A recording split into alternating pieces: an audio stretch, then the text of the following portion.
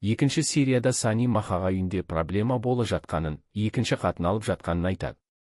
Бірақ осы Санидің көп сөздері бос сөз екенін ескерсек, бұл сөзіне сене қоймадым.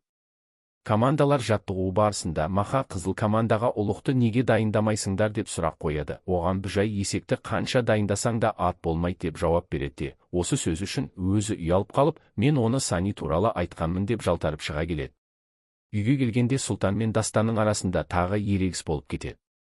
Осы кезде Еркебұлан келіп Дастанға әңгімең болса менімен сөйлес дейді. Бұл жерде Еркебұланның өзінің капитандық міндетіне кіріскені көрініп тұр. Ал Дастан болса өзінің капитандық дәрежесін ұмытып, жаңадан келген баланы мұқатқанына мәз болып жүр. Көктердің капитаны деген атқа мына Дастан жарасып тұрған жоқ. Бір күні біреуден таяқ жеп жатпаса болар еді капитан. Ұлықтың бойының алдында қызылдар жиналып дарабоздан бата сұрайды.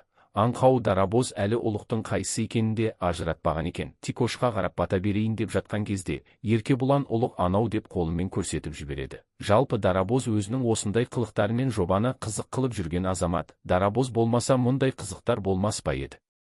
Ал енді жекпе-жекке келсек, әдеттегідей Сани жеңілді. Жекпе-жек барысында Санидің қорқақтығы көрініп тұрды. Бірақ оны батырып ұруға ұлықта қорқып жүр. Санидің мына дайындығымен рухта жүргені ұят қой. Бұл сайқы мазақтардың жобасы емес екені рас болса Саниді құрту керек. Рамазан.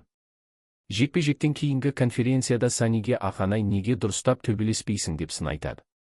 Оған Сани жауап беруге аузын аша бергенде Ақанай Санидің аузынан ұрады. Осы жерден қырғын басталып, соңында Санидің былықтары ашылады. Менің ойымша, Саниді жобадан шығарып, гонорарын қарыздарына таратып беру керек. Я бойды қарық қылмайды. Я елдің алдында сүйкімі жоқ Саниді көруге ешкімнің де нерві шыдамайды ау енді. Сани бірінші маусымда бала шағасының қамын ойлап жүрген әке рөлінде еді. Екінші серияның басында екінші әйел алып жатырмын деп халықтың бұл ойын өзгертіп алды және серия соңында мына былықтары ашылды. Бұның барлығы сценарий болмаса Саниді жобадан шығару керек. Осымен екінші серияға шолу аяқталды. Осындай шолу ұнаса каналға тіркеліп, лайк басып, достарға таратайық.